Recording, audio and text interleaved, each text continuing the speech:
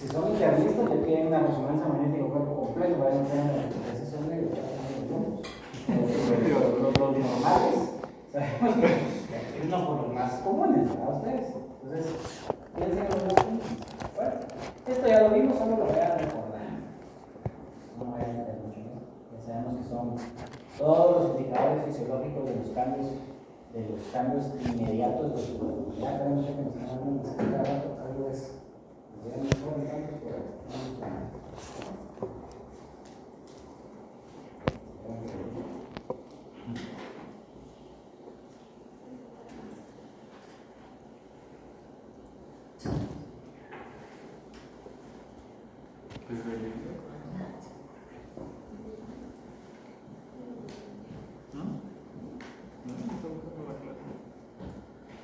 Pues sí, yo les decía que ya no me interesa tanto que sepan tomar sus vitales, porque yo asumo que ya todos saben, ¿verdad? Esto es algo normal de ciencia. Pero sí necesito que se recuerden qué cambios pueden verse afectados sus vitales, sus cambios fisiológicos de los signos vitales. Ya dijimos que el pulso es una medición, perdón, es una representación táctil de su ciclo cardíaco, su ciclo cardíaco mueve una columna de sangre y esta columna de sangre pues, es el pulso que usted va a tener. ¿Qué factores podrían alterar el pulso? ¿Más? Fiebre. ¿Qué le va a dar? ¿Taquio o radio? ¿Qué más? Consumo de ciertas bebidas. ¿Perdón? Consumo de algunas bebidas. ¿Cómo cuáles? Energizantes. ¿Taquio o bradicardia? Taquio. ¿Qué más? Consumo de alcohol también. Ejercicio, muy bien. ¿Qué más? Consumo de alcohol disminuye. Depende. A mí me lo sube. A mí no me lo baja. A mí me sube no sé por qué. El dormir. ¿Dormir qué te hace? Radical. Te baja, porque estás en el agua. Y lo del alcohol es bien interesante. ¿En qué causa se te puede dar radical? Con alcohol. Así, la mezcla ¿Qué de. pensamos en droga? Cuando La ya mezcla está tirado. de. ¿Qué malo? Cuando ya está tirado. Cuando ya llegaste a tu tolerancia, ahí sí. ¿Ya? Ahí sí, pero inicialmente, personalmente, por ejemplo, a mí sí me da taquicardia. Cuando me echo un traguito, dicen que relaje todo, sí, pero fisiológicamente a mí me avisa el pinche reloj. Ahí me di cuenta que a veces la gente sumaba. Entonces estaba con mi traguito, con mi cigarro, y de repente dice, estás sentado y tenés la frecuencia 120. Ahí me di cuenta, dejé de fumar, y me bajó un poquito, pero me sigue alterando un poquito la cosa. Igual que el cigarro, ¿verdad? El cigarro la gente dice que es para relajarme. Al revés, eso les pone más taquicardia. ¿Qué otras sustancias? ¿Qué drogas? La cocaína. Es que es diferente, porque la coca te lo sube, pero la marihuana te lo baja. Dice. Los libros. Eso sí no lo he probado en mi vida. No les podría decir. ¿Se acuerdan de estos, va? ¿Cuáles eran los centrales? ¿Por qué es importante diferenciar centrales y regionales? Amplíen, Mitch, un poquito más. ¿Sigues por eso? Amplíen. ¿Qué? ¿Sí saben? Digamos, de las semanas de brazo no le vamos a buscar el pulso del paro. ¿Por qué? Digamos que no le digas. Bueno, se cortó la vena, pero pensemos lo más en funcionales. Es más importante que llegue a la cabeza. Porque está más cerca del corazón. ¿Ya hace qué? Entonces, ¿qué hace el cuerpo? Y ¿Manda? reduce. Redistribución de la sangre. ¿Cuáles son los órganos que se protegen? Corazón. Cerebro, corazón, Pulmones. glándulas suprarrenales. ¿Por qué la glándula suprarrenal? Vaya que se acuerda todavía. ¿Por qué la glándula suprarrenal? Porque habla que como que. La adrenalina ahí. La catecolamina. Vasopresina, todas las catecolaminas, los inotrópicos y cronotrópicos positivos, ¿verdad? Inotrópico es que aumenta qué. No, yo sé que no han visto fármacos, pero ya lo difícil. La contractilidad. Correcto. ¿Y cronotrópico? La frecuencia. Correcto. Entonces todo eso lo secreta la glándula adrenal. Entonces si yo necesito redistribuir mi flujo y no tengo qué glándula me estimule, pues me voy a morir. Esa es la vasoconstricción periférica, ¿verdad? Entonces de aquí obviamente no va a tener, ¿verdad? Porque le pela el cuerpo los extremidades, lo primero que le va a pelar es los extremidades. O sea, más adelante, pues es ascendente, ¿verdad? Conforme se va ascendiendo el problema es que vamos a perder los pulsos. Para fines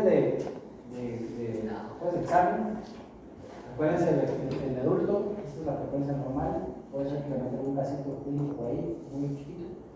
Hay un grande si le meten un montón, pero tal vez uno por ahí. Ya dijimos todas las alteraciones diferentes. Por ejemplo, la fiebre. ¿Qué va a hacer la fiebre? Taquicardia. ¿Para qué hace la fiebre taquicardia? ¿Para qué hace taquicardia la fiebre? ¿Qué utilidad tiene?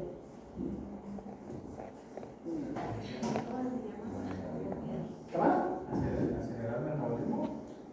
No, porque ya está caliente. Enfriar la sangre. ¿Y cómo hace esto? Llegando la sangre a las extremidades periféricas. O sea, todo el tejido. A la superficie. ¿Y cómo logra que llegue a la superficie?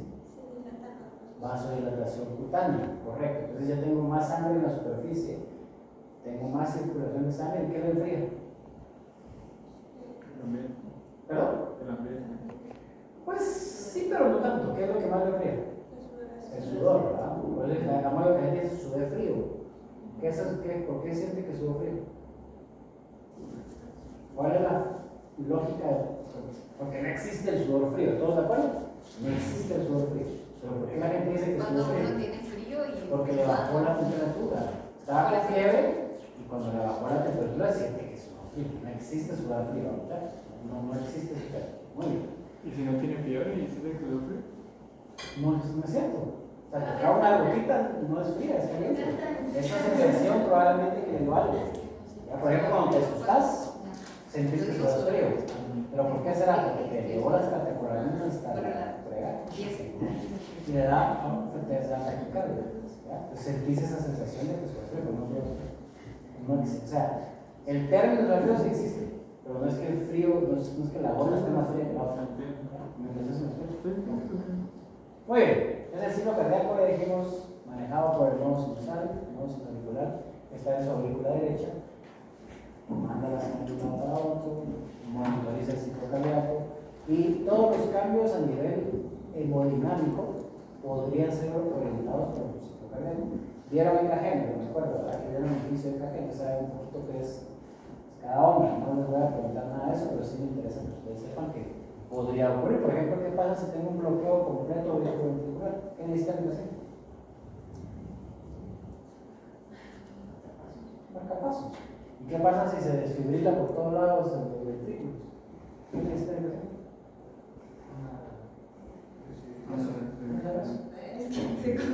¿Qué más? Una desfibrilación, ¿verdad? ¿Y qué pasa si desfibrila los aurículas? ¿Qué necesitan? Las aurículas. ¿Será que tenemos eso?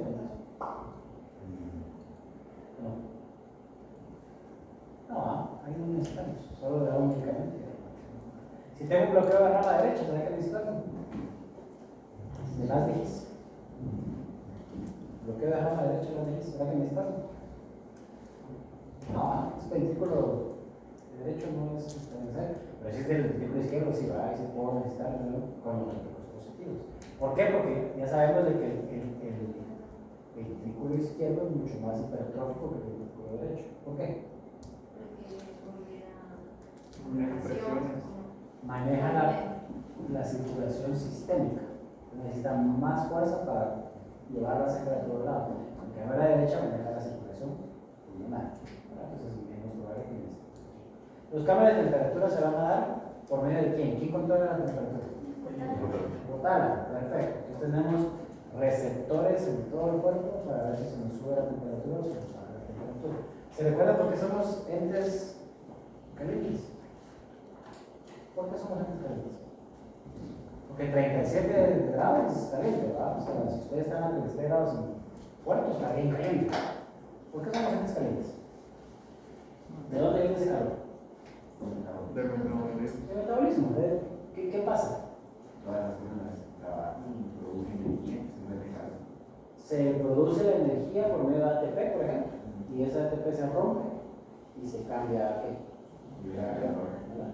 Por eso es que somos entes calientes. Y si necesitamos cambiar esto, o sea, cambio de temperatura, Pues hago lo contrario, si mi temperatura aumenta, pues hago vasodilatación, me pongo a hiperventilar, me pongo a sudar, pero si mi temperatura baja, aumento mi metabolismo. Pero es que la gente que vive en lugares fríos pierde más peso que nosotros. La gente que vive en Antártica, por ejemplo, consume mayor cantidad de calorías para poder mantener su peso, porque si no las consume, pues se las baja mucho más rápido. Tengo que tener, aumentar mi metabolismo, aumentar los escalofríos. ¿Qué hacen los escalofríos? ¿Por qué generan calor? Por la fricción, básicamente. Bueno, dos mecanismos, fricción y rompe más ATP. Eso es lo que genera más calor. Muy bien. Ahí se recuerda que si se toma vía oral, suben el punto 5. Tiene algo muy sencillo, muy sencillo la razón. Recuérdense la pandemia cuando estábamos en el pico de pandemia, que íbamos al súper y nos tomaban la temperatura. Recuerden que con la experiencia, de repente salieron toda la mara diciendo que les mataban neuronas. Entonces, ¿dónde nos tomaban la temperatura? En el brazo. ¿Cuánto nos medía el brazo cuando nos medía el brazo? El policía en la puerta. 32 a veces, ¿verdad? O sea, sabemos que aquí no es lo mismo, pues, ¿verdad? No es lo mismo, igual que aquí. Entonces, obviamente, no es evaluable si yo le tomo la temperatura en el brazo. Ya tenemos que tener una temperatura central. La más eficiente es la rectal. Lo que pasa es que no repetimos todo, por razones obvias. Pero, por ejemplo, hay unos intensivos, gente que tiene, por ejemplo, hipertensas malignas o cosas así. Hay una sonita rectal que es bien delgadita, bien delgadita, es larga y delgadita. Entonces la mete de recto al paciente y se siente. Pues está dormido el paciente. Se le ponen ahí y les miden continuamente la temperatura, porque es mucho más eficiente que la medición indirecta. ¿Qué factores alteran? La edad. Niños, que nada más tienen tasa metabólica mayor, viejitos, tasa metabólica menor. Ejercicio, como bien dijiste, ¿verdad? Para aumentar mi ejercicio, para aumentar mi temperatura. ¿Qué hormonas pueden aumentar mi temperatura?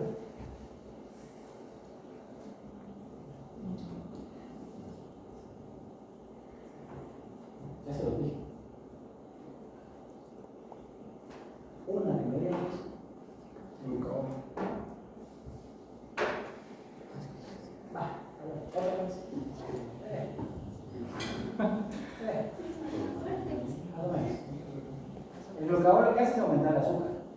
Pero si te lo pongo así como va, aumenta el azúcar, aumenta la captación, la gluconeogénesis, tal vez se le da un cierto calor.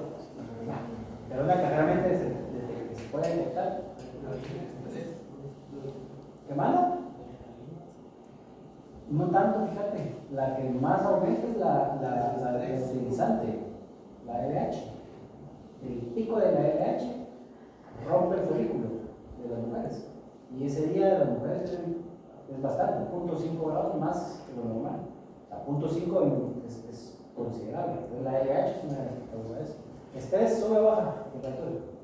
Sube, ¿verdad? Medio ambiente, obviamente, y las infecciones que no de la fiebre. ¿Por qué se creaba la fiebre?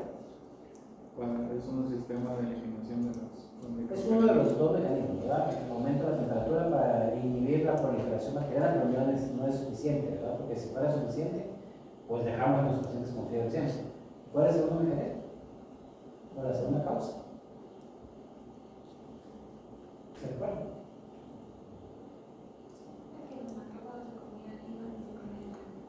Por los mecanismos proinflamatorios para hacer quimiotaxis. Acaba lo que dije, más o menos así. Aumentan los macrófagos, los leucocitos, los neutrófilos, hay que llamar más gente. Entonces, quimiotaxis, la quimiotaxis son por los proinflamatorios que causan calor. Muy bien. Bueno, acuérdense que la respiratoria se da por ciclos.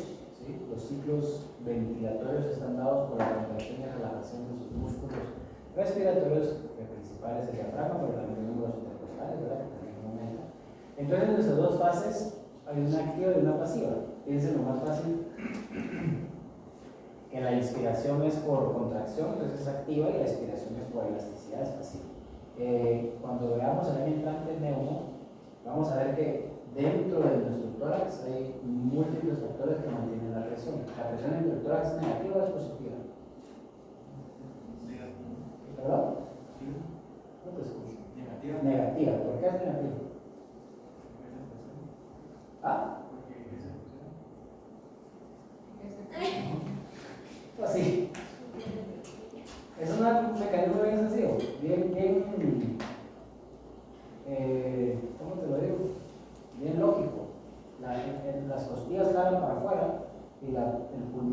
aquí, jala para adentro, entonces en medio se crea una presión negativa. O sea, si vos jalas a lados contrarios en un lugar cerrado, hay una presión negativa. Si no hay presión negativa, ¿qué pasaría? Se colapsa, no sé decir, se colapsa, no sé decir, se colapsa ¿cómo se llama el colapso pulmonar? No, esa es una causa de colapso pulmonar. Atelectasia. ¿Cómo lo había dicho? Atelectasia. Atelectasia. Colapso pulmonar. Entonces, obviamente, hay muchos factores que influyen en la respiración. Recordemos que el pulmón se encuentra con una pleura, ¿verdad? La pleura es un tejido que recubre el pulmón que recubre el canal. Pero arribita de la pleura hay un líquido, ¿sí o no? Un líquido pleural. ¿Para qué sirve ese líquido? ¿Perdón? No traigo más. No es para lubricar, más o menos, pero no es para que, no es cremita, pues. O sea, es para qué. ¿Para qué? ¿Mantenerlo permeable? ¿Perdón? ¿Mantenerlo permeable? No, es para permitir el movimiento sin fricción entre pleura y caja torácica. Para eso es. ¿Okay? Así como también tenemos líquido pericárdico alrededor del pulmón, es para que el pulmón cuando se esté moviendo no haga fricción. ¿Okay? Por eso cuando se engrosa la pleura, hay ruidos de roces pleurales. Se ve como un. ¿Cómo les explico? El libro dice como que ustedes rozan dos pedazos de cuero. Nunca en mi vida he rozado dos pedazos de cuero, pero así lo define el libro, ¿verdad? Y cuando hay un roce pericárdico, el libro dice que es como que rocen dos pedazos de lija. Eso creo que sí lo hemos hecho. Unas dos lijas, Entonces sirve para lubricar. ¿Okay? Entonces, ¿cómo lo medimos? Pues sí, digamos, es más fácil verlo, porque si le ponemos el esteto, ¿qué va a pasar? Aparte de eso, modifica su respiración. Automáticamente cuando ustedes están poniendo el paciente trata como de respirar más profundo o de respirar más. ¿Qué le pasó a usted? ¿No ve? ¿Soy? ¿Puedo seguir? ¿Qué regula la presión?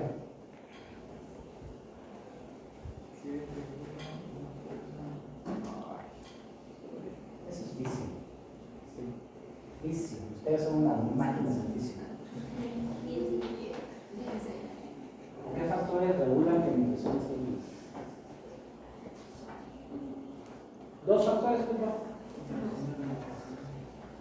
¿Qué? Ese es un factor. Bomba, factor bomba. ¿Y el otro factor? Bien. Y en medio hay un chico de cosas, ¿verdad? El vasoactivo, la vasopresina, la adrenalina. Pero con esos dos que sepan hoy, estoy contento. Bomba y resistencia. Entonces, mi ecuación de 120-80, el 120 que implica la fuerza de la bomba. Y el 90 o 80, la resistencia vascular periférica. Perfecto, con eso me quedo contento. Dijimos, yo les dibujé, ¿se acuerdan un dibujito de un señor empujando un carrito? ¿Qué factor influye en el señor cuando empuja el carrito? La resistencia, que es la fricción, ¿verdad? Entonces, un plano inclinado hacia arriba es más difícil de empujarlo que un plano plano, no de la redundancia. Si yo empujo un carrito en el jardín, me cuesta más. Si lo empujo en el piso así como este, me cuesta menos, ¿sí o no? Porque la fricción es menor. Entonces, ¿qué puede cambiar la resistencia vascular periférica en nosotros? La resistencia vascular periférica. ¿Qué más? Placas. Perfecto, placas ateromatosas, ¿qué más? Vasos rígidos, ¿qué puede causar un vaso más rígido? La posición en la que estamos. Salud. Fíjate que no tanto, porque recordemos que esto es a nivel vascular de las arteriolas. La presión, eso sí no te va a cambiar. Te va a, creo que ya sé a dónde ibas. Que decís que cuando la gente se hipotensa le suben las piernas. ¿A eso ibas, no? No, que cuando al momento de tomarle la presión arterial a alguien, se le pide que esté sentado, no. Sí va a cambiar, pero va a cambiar no por la resistencia, va a cambiar por el flujo de sangre hacia donde va. Pero a largo plazo la resistencia de uno es los ateromas, pero ¿qué más hay?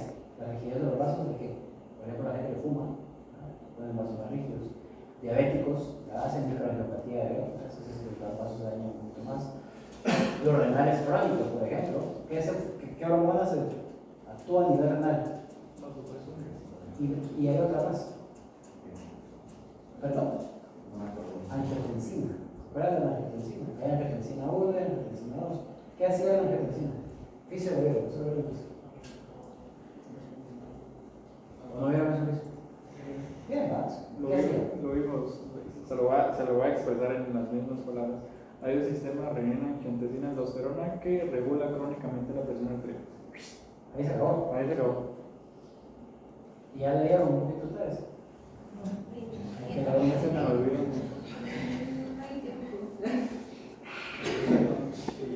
Veo que nos consume. hay más tiempo que vida. No nos digan. El libro también es algo ¿Qué complicado. libro está usando? Huiton. Sí, a mí no me gusta el libro de Guto.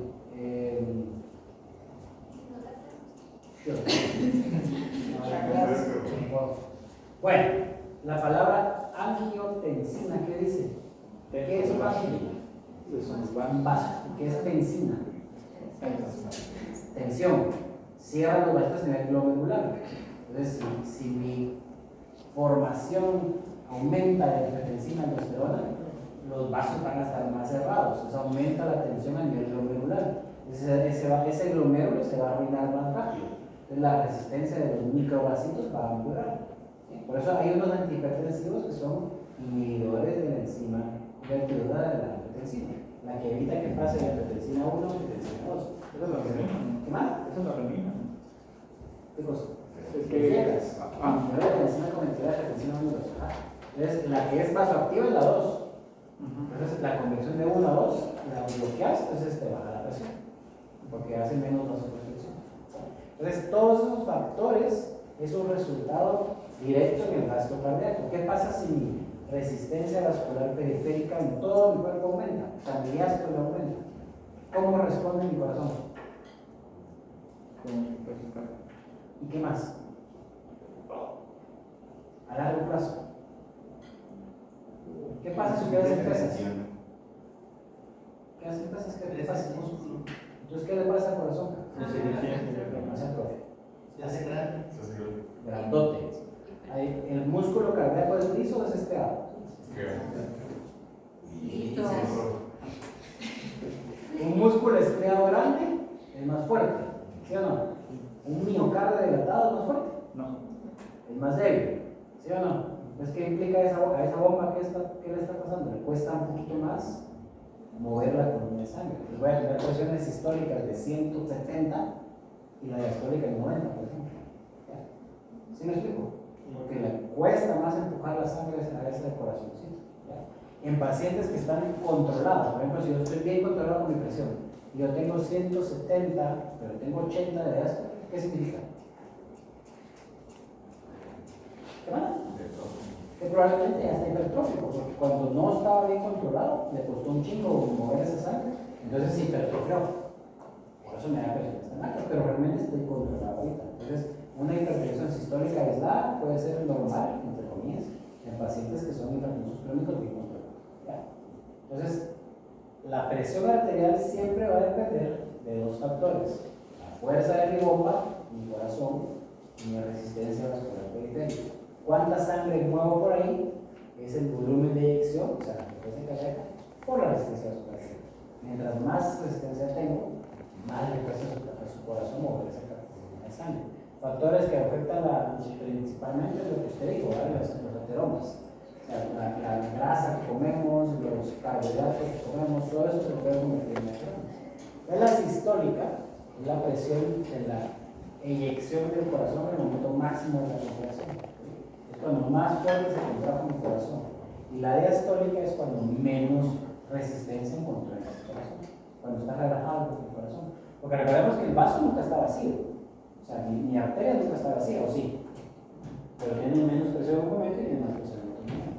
¿Cuál es más peligrosa? ¿La que esté elevada la diastólica o que esté elevada la sistólica? La diastólica. ¿Por qué? Porque vamos a menos sangre por la arteria. Exactamente, porque ahí es cuando me da derrames cerebrales, ahí es cuando me da insuficiencia renal, ahí es cuando me da úlceras de Martel, porque esos vasitos chiquititos que están jodidos se rompen o se tapan. ¿Ya? Entonces, con un infarto, o me da un SB, me salen hernias, dije, úlceras, perdón, hernias no me salen. úlceras. En cambio, la sistólica, pues es la bomba, ¿va? O sea, no estoy diciendo que no es peligroso, porque eventualmente, si este progresa un miocardio hipertrófico, ¿qué le va a pasar? ¿Qué no? No vamos a ver. ¿Qué no? Insuficiencia, ¿no? École, insuficiencia cardíaca, ya no va a poder, ya. Esos son gente que paran en trasplante cardíaco, que la bomba ya no funciona. ¿Ya? Entonces, no estoy diciendo que no sea peligrosa, simplemente que a corto plazo, ni tan a corto, pues a mediano plazo, una diastólica no controlada le va a afectar el riñón, el corazón, el cerebro o los vasos. O sea, les va a dar retinopatía, les va a dar nefropatía, o les va a dar infartos, o les va a dar un ICD. ¿De acuerdo? ¿Se acuerdan que cuando le tome la presión tiene que estar el paciente como un tipo centradito en el corazón? Teóricamente el brazo derecho tiene 10 minutos de mercurio menos que el brazo izquierdo, al revés, perdón, más que el brazo izquierdo, entonces que no se tenga el derecho. ¿De acuerdo? ¿Se acuerdan de los ríos de Coroscó? ¿Cuántos eran? 5. ¿Qué era el primero? ¿Perdón? La ruptura del vaso. Excelente. El sonido de ruptura. ¿Ya? ¿El segundo qué era? Entre el sistólico y el histórico se oye más fuerte, ¿no? Más. ¿Y el cuarto? Perdón. Recuerda que el vaso se está abriendo, ¿va? Y cuando abro el vasito, la mayor cantidad de presión está en ese vaso, es un ruido muy audible. Conforme voy abriendo, la turbulencia empieza a aumentar, pero cuando ya abro más, la turbulencia empieza a bajar. Ya el cuarto se está acallando, así que dice el libro. Y el quinto no es ruido, ¿va? Pues sí, el quinto es el silencio. En el instante vamos a ver S1, S2, S3, S4, que tiene que ver también con los ruidos de corazón, porque a veces, por ejemplo, los pacientes tienen desdoblamiento del segundo ruido. Entonces, cuando le medimos la presión, nos cambian los ruidos de corazón. Eso lo vamos a ver este año en quizás. Más de lo que gráficamente creo que se entiende un poquito mejor. ¿Verdad? El primer ruido es cuando se abre un poquito la presión, el segundo es cuando estamos abriendo, se ve como. El tercero es cuando está bien alto, porque es donde más turbulencia tiene, el cuarto es cuando se está perdiendo la turbulencia, el quinto sí. Ya sabemos que esto ya no existe, ¿verdad? ¿Por qué ya no existe esto? O sea, sí existe, pues, pero esto ya no existe. Porque hipertensión es hipertensión. ¿Perdón? Había dicho en una clase que ya no hay grados de hipertensión, hipertensión es Sí, esto ¿qué es la hipertensión? Lo que pasa es de que mientras más estricto yo sea, o sea, sí hay estadios de hipertensión, pero no existe esto. Así como no existe la prediabetes. No sí existe la prediabetes. ¿Qué será la prediabetes? ¿Qué? El público de diabético. ¿Qué será la gente cuando le dicen que es prediabetes? que tienen malos hábitos, ¿no? Y ya le sacaron sangre y le salió alterada el azúcar. Pero ya no es diabético, pero ya tiene intolerancia a los carbohidratos. Cada vez que come carbohidratos se le sube el azúcar. ¿Qué te pasó? ¿Convulsionaste? Lo hubieran visto. Bueno, se les quedó, porque voy por la última. Entonces ya nos vemos el otro año, ¿no? Se van a presentar sus monografías, pero clases ya no las veas, pero claro. ¿Alguna pregunta? La monografía, o sea, ¿es explicado o hay que hacer una presentación? Aparte del trabajo escrito. Ah, sí. Entonces presentas una monografía. ¿Qué más? Eso, ya lo habló mucho.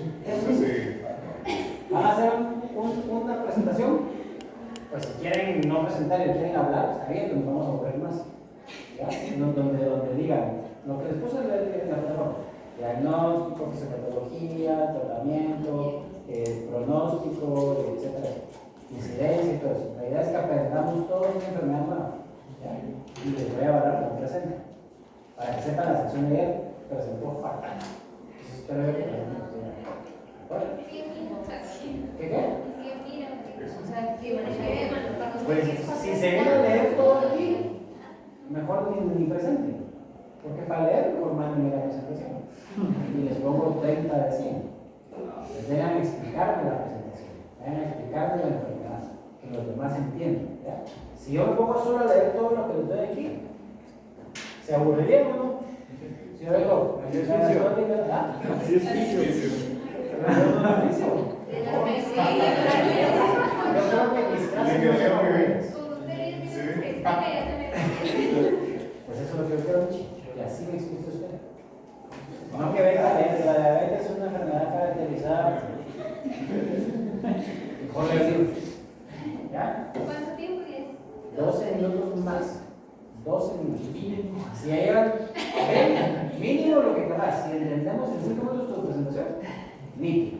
Porque a veces les explico de oficio en 3 segundos.